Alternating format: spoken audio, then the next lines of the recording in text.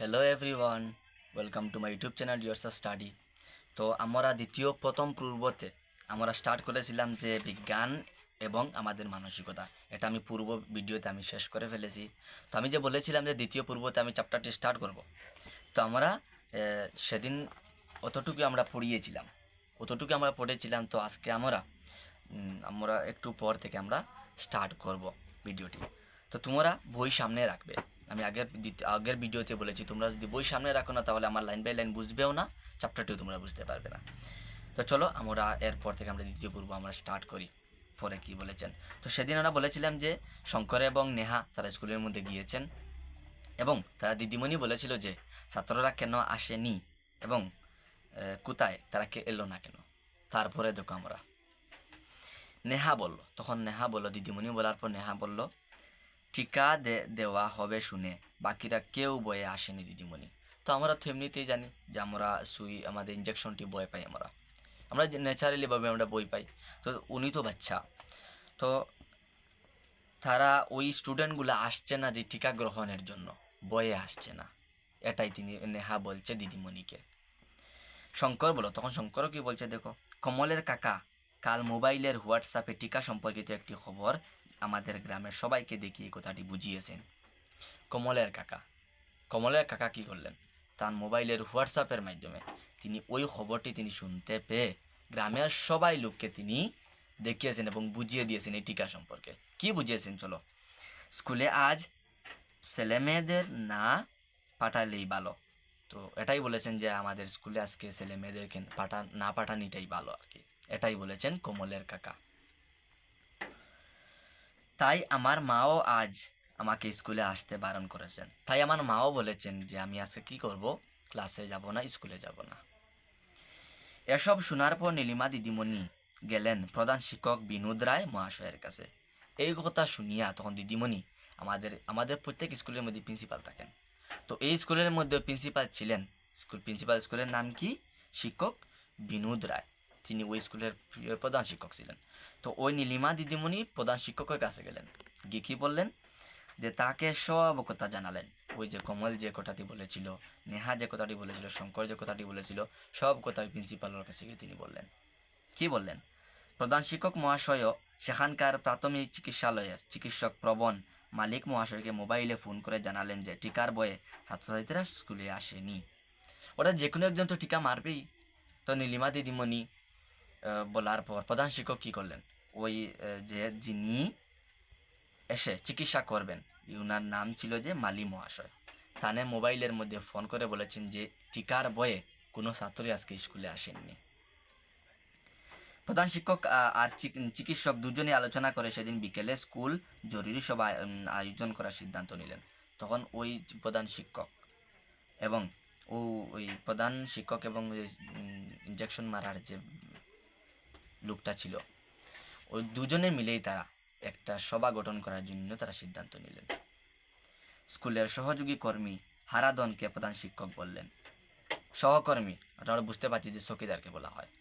তো চকিদারকে কি বললেন যে তুমিও এই প্রধান শিক্ষককে কিতা করলে তাকে যে এই সবার কথাটি গ্রামের মূড়ল অভিভাবক আর ছাত্রছাত্রী জানাবেন। মূড়ল শব্দের অর্থ আমাদের অভিভাবক, ছাত্রের গার্জেনকে বলা হয়। তো তিনি চকিদারকে বলে দিয়েছেন যে তোমার সমস্ত ছাত্রের গার্জেনকে তুমি গিয়ে বলবে স্কুলে উপস্থিত হওয়ার জন্য এই মিটিংয়ের মধ্যে। এই কাজে নেহা আর শঙ্কর সাহায্য করলো। এই কাজও বলা বলির জন্য নেহা এবং শঙ্করে কী করলেন, হেল্প করলেন, সাহায্য করলেন। সন্ধ্যার সভায় গ্রামের চিকিৎসালয়ের চিকিৎসক প্রণব মালি মহাশয় সবার উদ্দেশ্যে সম্ভাষণ জানালেন আর চরিত্র প্রচার পুস্তকালয় বের করে টিকা সম্পর্কে বোঝানোর চেষ্টা করলেন। এবং এই টিকা যখন সব মানুষদেরকে তিনি সবার মধ্যে ডেকে আনলেন, তখন প্রণব মালি মহাশয় তিনি কী করলেন, মানুষদেরকে, অভিভাবকদেরকে তিনি টিকা সম্পর্কে বোঝানোর চেষ্টা করলেন। টিকা কি এই বিষয়ে তিনি বোঝানোর চেষ্টা করলেন। পুস্তিকাগুলো দেখার পর অভিভাবকরা খুব উৎসাহিত হলেন। পুস্তিকা মানে কি, বই। এই বইগুলা দেখে তারা ওই অভিভাবকরা কী হয়েছেন, অবাক হয়েছেন, খুশি হয়ে গেছেন। তারা উৎসাহিত মতলব বোঝাচ্ছে যে খুশি হওয়া। চিকিৎসক প্রণব বাবুকে গ্রামের মুড়ল বললেন, আমি আমাদের জীবাণু সংক্রমণ আর প্রতিরোধ ক্ষমতার বিষয়ে কিছু তথ্য দিলেও আমরা লাভবান হব। এই যে জীবাণু, বিভিন্ন ধরনের রোগ, যেমন আমাদের মধ্যে বিভিন্ন ধরনের রোগ এসে পড়ে, তো এই রোগটি ছড়ানোর জন্য প্রণব মানি বলেছেন যে তোমাদের বিভিন্ন রোগ ছড়াবে এই টিকা গ্রহণ করলে। মালি মহাশয় মুচকি এসে বললেন, মালি মহাশয় কি মুচকি আসি দিয়ে বললেন, কি বললেন, নিশ্চয়ই পুস্তকগুলো যে তথ্য আছে সেগুলো নিয়ে আলোচনা করার আগে জীবাণু সংক্রমণের প্রতিরোধ ক্ষমতার বিষয়ে বলবো। অর্থাৎ তিনি বলছেন যে পুস্তকটি আলোচনা করার আগে তিনি ওই জীবাণু সংক্রমণ, ওই রোগের সম্পর্কে কিছু প্রথমে আলোচনা করা দরকার, কারণ অভিভাবক তো বুঝাতে হবে। তিনি এবার বলা শুরু করলেন, অন্যান্য অণুজীবের মতো জীবাণু আমাদের দেহে প্রবেশ করে, বিভিন্ন ধরনের আমাদের প্রতিরোধ থাকে, তো এইগুলো জীবাণু আমাদের কি শরীরের মধ্যে মিশে যায়। কিছু কিছু শক্তিশালী জীবাণু পোলিও, জলাতঙ্ক, ইনফ্লুয়েঞ্জা, হেপাটাইটিস ইত্যাদি রোগ সৃষ্টি করে। অর্থাৎ পোলিও, জলাতঙ্ক, ইনফ্লুয়েঞ্জা, হেপাটাইটিস এগুলা রোগের নাম। এইগুলা রোগ আমাদের মধ্যে কিভাবে প্রবেশ করছে। এই জীবাণু মানুষের রোগ প্রতিরোধ ক্ষমতা সহজে হ্রাস করে। হ্রাস শব্দের অর্থ হলো কমানো। অর্থাৎ এই টিকা গ্রহণ করলে মানুষের মধ্যে যে এই রোগ যেটা এটা মানে তাড়াতাড়ি কি হয়, কমে যায়। টিকা দিয়ে এই ভয়ানক জীবাণুগুলো সংক্রমণ রোধ করা যায়। এবং টিকা গ্রহণ করলে এই ভয়ানক শব্দ বোঝানো হয়েছে যে এই বড় রোগটা কি হবে, ছড়িয়ে যাবে।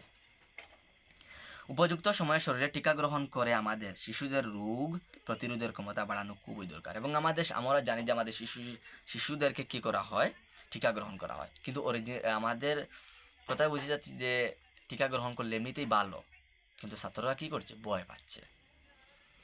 এইভাবে চিকিৎসক রোগ প্রতিরোধ ক্ষমতার কথা বলে আলোচনা করলেন। এইভাবে টিকা সম্পর্কে ওই রোগ সম্পর্কে তিনি আলোচনা করলেন। আর অভিভাবকদের মনে যে ভুল ধারণা ছিল তা নিরসন হইল। নিরসন শব্দ তো সরিয়ে যাওয়া। তাদের ভুল ধারণা যেটা ছিল সেটা চিকিৎসক বলার পর তারা ভুলে গেছেন, যেটা আমরা ভুল ধারণা করেছি। এই সমস্যার সমাধানে নেহার সচেতনতাকে সবাই ধন্যবাদ জানালেন। এই সচেতনতা হলে আগ বাড়া, আমাদের উৎসাহিত করি যে আমরা আগ বাড়ি, এটা কি বলা হয়। তো নেহাকে সবাইকে ধন্যবাদ জ্ঞাপন জানালেন।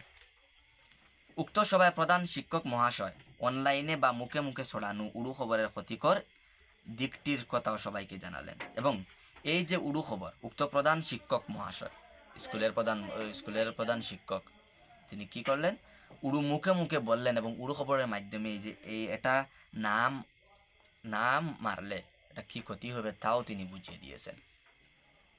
তিনি সেই সঙ্গে সবাইকে এর থেকে সাবধান হতে পরামর্শ দিলেন এবং এই স্থান থেকে সবাইকে সাবধান করতে তিনি পরামর্শ দিয়েছিলেন। প্রধান শিক্ষক মহাশয় চিকিৎসক মালির প্রতি কৃতজ্ঞতা প্রকাশ করে সবাইকে ধন্যবাদ জানালেন সবাই উপস্থিত হওয়ার জন্য। মানে ওই যে মালিককে তিনি ধন্যবাদ জানালেন যে সবাইকে উপস্থিত করার জন্য, এবং সবাই উপস্থিত হয়েছেন এটা তা থেকে ধন্যবাদ জানালেন। তিনি সবার উদ্দেশ্যে বলেন যে উড়ো খবর থেকে বিরত থাকবে। মানে কি বলছেন, যে তোমরা সবাই কি করো, ওই যে উড়ো খবর, বিভিন্ন ধরনের খারাপ খবর থাকতে পারে, এটা তোমরা কি করো না, বিশ্বাস করো না। সেই সঙ্গে একথা বলেন যে সন্দেহজনক কোনো খবরের সত্যাসত্য জানা খুবই দরকার, এবং সন্দেহজনক তোমরা পুরোপুরি প্রমাণ দেখিয়ে তারপর তোমরা কথাটি বলবে। উড়ো খবরেতে তোমরা কি করবে না, বিশ্বাস করবে না।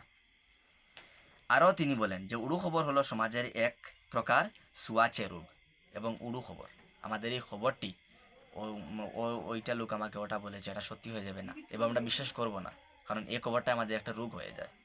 আমরা প্রতিটি কথাকে আমরা এইভাবেই বিশ্বাস করে নেব। এই জন্য কোনো খবর আমরা বিশ্বাস করতে হলে আমাদের পুরোপুরি শিওর হতে হবে, পুরোপুরি জানতে হবে।